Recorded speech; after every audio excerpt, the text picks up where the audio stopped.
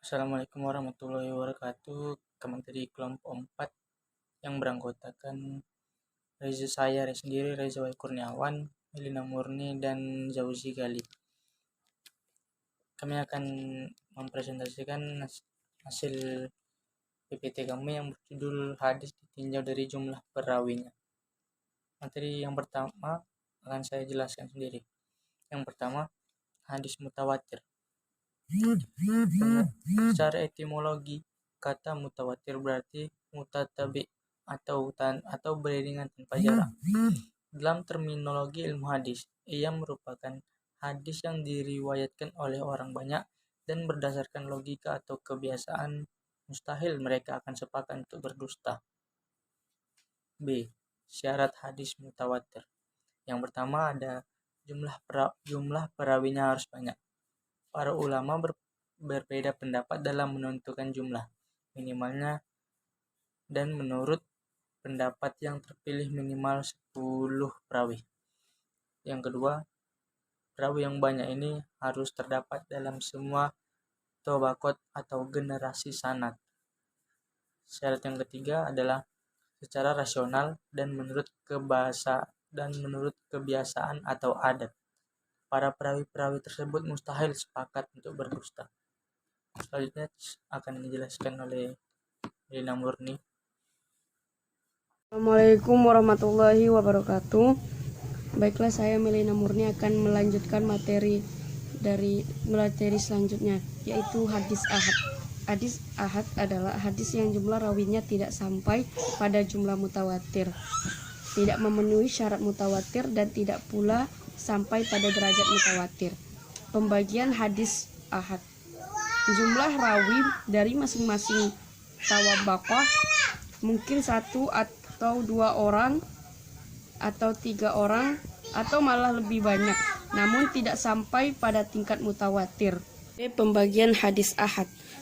Yang pertama, hadis masyhur.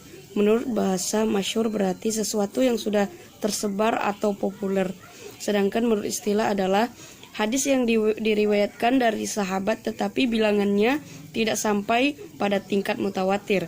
Kemudian baru mutawatir setelah sahabat dan orang yang setelah mereka. Dilihat dari aspek yang terakhir ini, hadis masyhur dapat digolongkan ke dalam: yang pertama, masyhur kalangan ahli hadis, seperti hadis yang menerangkan bahwa Rasulullah SAW membaca doa kunut sesudah ruku selama 1 bulan penuh, berdoa atas golongan Ri'il dan Zakwan, hadis riwayat Bukhari, Muslim, dan lain-lain. Yang kedua, masyhur di kalangan ulama al-hadis, ahli hadis, ulama-ulama dalam bidang keilmuan dan juga di kalangan orang awam. Yang ketiga, masyhur di kalangan ahli fikih. Rasulullah SAW melarang jual beli yang di dalamnya terdapat tipu daya. Masyhur di kalangan ahli usul fikih. Seperti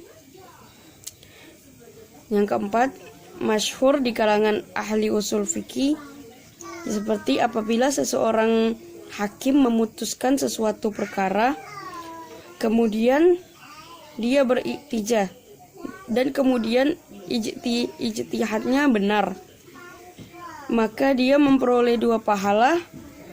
Yang pertama pahala ijtihad, yang kedua pahala kebenaran. Dan apabila ijtihad itu salah, maka dia memperoleh 1 pahala ijtihad.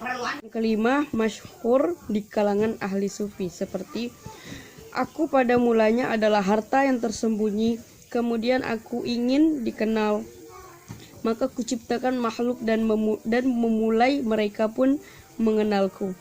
Masyhur di kalangan ulama Arab, seperti ungkapan kami orang-orang Arab yang paling fasih mengucapkan da, sebab kami dari golongan Quraisy. Sekian, terima kasih. Assalamualaikum warahmatullahi wabarakatuh. Assalamualaikum warahmatullahi wabarakatuh. Nama saya Zauzi Gali dan saya dari kelas 1B Pendidikan Bahasa Inggris. Hadis aziz dan gharib. Aziz menurut bahasa berasal dari kata aza yaizu, artinya sedikit atau jarang. Menurut istilah hadis aziz adalah hadis yang perawinya tidak kurang dari 2 orang dalam semua tingkat sanad. Menurut Al-Tahan menjelaskan bahwa sekalipun dalam sebagian tahbaqat terdapat perawinya 3 orang atau lebih, tidak ada masalah asal dari sekian tahbaqat terdapat satu tahbaqat yang jumlah perawinya hanya 2 orang. Oleh karena itu, ada ulama yang mengatakan bahwa hadis azaz adalah hadis yang diriwayatkan oleh 2 atau 3 orang perawi. Tidak beriman seorang di antara kamu, sehingga aku lebih dicintainya daripada dirinya, orang tuanya, anaknya, dan semua manusia. Hadis riwayat Bukhari dan Muslim.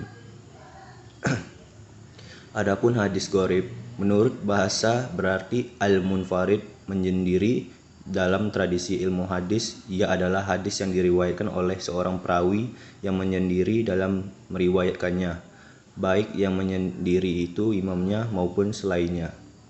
Menurut Ibnu Hajar, yang dimaksud dengan hadis gharib adalah hadis yang dalam sanadnya terdapat seorang yang menyendiri dalam meriwayatkannya, di mana saja penyendirian dalam sanad itu terjadi. Adapun pengertian hadis gharib menurut para ahli sebagai berikut. Ulama ahli hadis dalam hubungan ini mendefinisikan hadis gharib sebagai berikut. Hadis yang diriwayatkan oleh seorang perawi yang menyendiri dalam meriwayatkannya. Sekian. Assalamualaikum warahmatullahi wabarakatuh.